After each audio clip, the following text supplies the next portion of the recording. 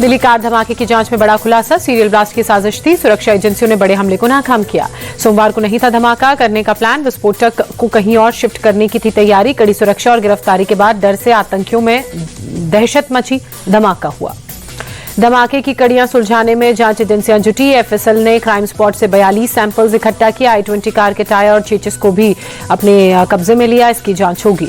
FSL की team को blast spot से जांच के दौरान 2 जिंदा कारतूस मिले। 2 तरह के विस्फोटक के सैंपल्स भी बरामद हुए। एफएसएल की टीम सैंपल्स और विस्फोटक की जांच में जुटी। आज शाम तक दे सकती है अपनी पहली रिपोर्ट। दिल्ली में कार ब्लास्ट के बाद जम्मू कश्मीर में एक्शन, 70 से ज्यादा जगहों पर छापेमारी, 100 से ज्यादा लोगों को हिरासत में लिया गया। दिल्ली ब्लास्ट के पीछे सुसाइड बॉम्बर का एंगल आया सामने। सूत्रों के हवाले से खबर, धमाके के वक्त कार में अकेला था शख्स। अल फलाह यूनिवर्सिटी पहुंची Faridabad crime branch, south Kashmir के छात्रों से पूछताछ की। डॉक्टर मुजम्मिल के साथ काम करने वालों को डिटेन किया। पाकिस्तान में जैश हैंडलर के संपर्क में था मुजम्मिल, शोपिया के इमाम के जरिए संपर्क में आया था।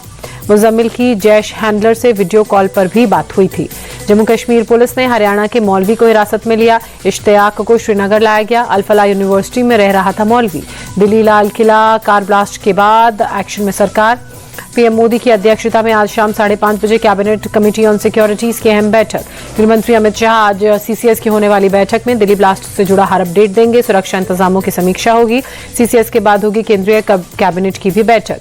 गृहमंत्री अमित शाह ने सुरक्षा एजेंसियों के साथ हाई लेवल बैठक के बाद आदेश दिए, ब्लास्ट के गुनाहगारों को ढूंढकर पकड़ो, किसी को बख्शा ना जाए। राष्ट्रपति द्रौपदी मुर्मू ने होम मिनिस्टर अमित शाह से बात की। ब्लास्ट केस में जांच का अपडेट लिया। गृह मंत्रालय ने एनआईए को धमाकों की दिल्ली जांच में जो हुए उसकी जिम्मेदारी सौंपी।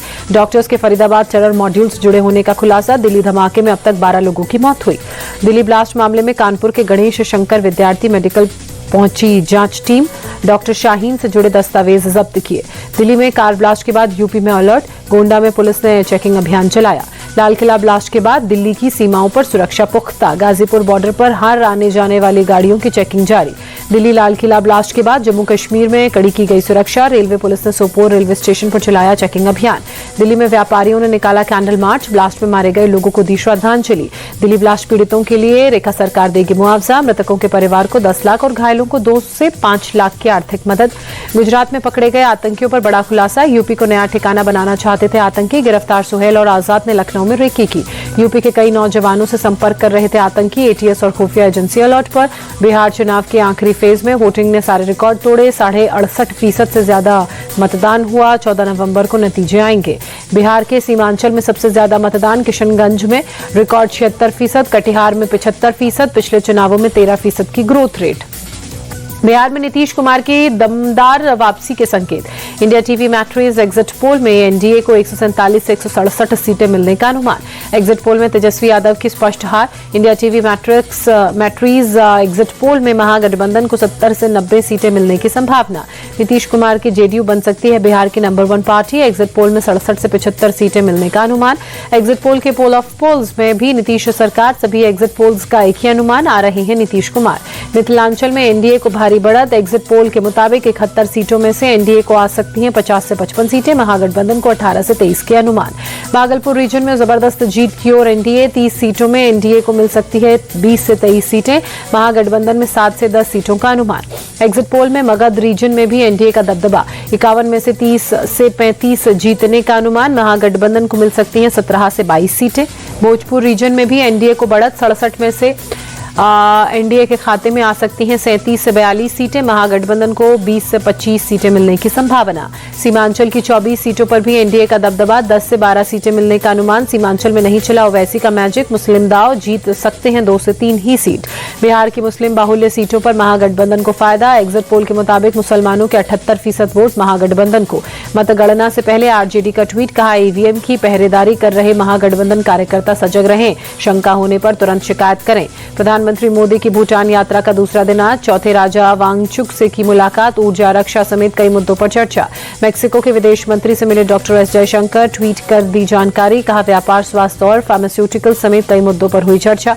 कनाडा की विदेश मंत्री अनीता आनंद से भी एस जयशंकर की मुलाकात। G7 विदेश मंत्रियों की बैठक की मेजबानी के लिए दी बधाई, कहा द्विपक्षीय साझेदारी और अधिक मजबूत होगी। इंडिया टीवी के चेयरमैन और एडिटर इन चीफ रजत जी को one world one family global leadership award award से सम्मानित किया गया। सत्य साई ग्राम संस्थान के प्रमुख सदगुरु मधुसूदन साई ने किया सम्मानित। रजत जी ने सत्य साई ग्राम संस्थान के मेडिकल साइंस के विभागों का दौरा किया। संस्थान की फ्री न्यूट्रिशन, फ्री एजुकेशन और फ्री हेल्थ केयर के मिशन की तारीफ की। दिल्ली की सीएम रेखा गुप्ता ने जनता दरबार लगाया, फरियाद लेकर आए लोगों की समस्याएं सुनी, अधिकारियों को जल्द निपटारे के निर्देश दिए। कानपुर में चलती ट्रेन से उतरने के दौरान हादसा, ट्रेन और प्लेटफॉर्म के बीच फंसने से युवक की मौत हुई। हादसे का लाइव वीडियो सामने आया। कानपुर में फूड एंड ड्रग्स विभाग ने 5 फर्मों के गोदामों पर रेड की, 7.5 करोड़ की नशीली दवाएं जब्त की। फूड एंड ड्रग्स विभाग ने रेड के दौरान भारी मात्रा में एक्सपायर्ड दवाएं बरामद की, सभी गोदाम को सील किया। रोहतक पुलिस की बड़ी कार्रवाई, चेकिंग के दौरान गाड़ी से 1 करोड़ कैश जब्त। आईटी विभाग और रोहतक पुलिस जांच में जुटी। मध्य प्रदेश के श्योपुर में कांग्रेस विधायक ने जल सत्याग्रह किया, किसानों को फसलों का मुआवजा देने की मांग कर रहे थे। दिल्ली में प्रदूषण ने तोड़े इस साल के सारे रिकॉर्ड, अधिकतम AQI 428 दर्ज किया गया। दिल्ली में खतरनाक स्तर पर प्रदूषण, इंडिया गेट के पास AQI 408, इलाके में जहरीली धुंध की चादर छाई। दिल्ली में बढ़ते प्रदूषण के चलते पानी का छिड़काव जारी, अकबर रोड पर टैंकर से किया गया पानी का छिड़काव।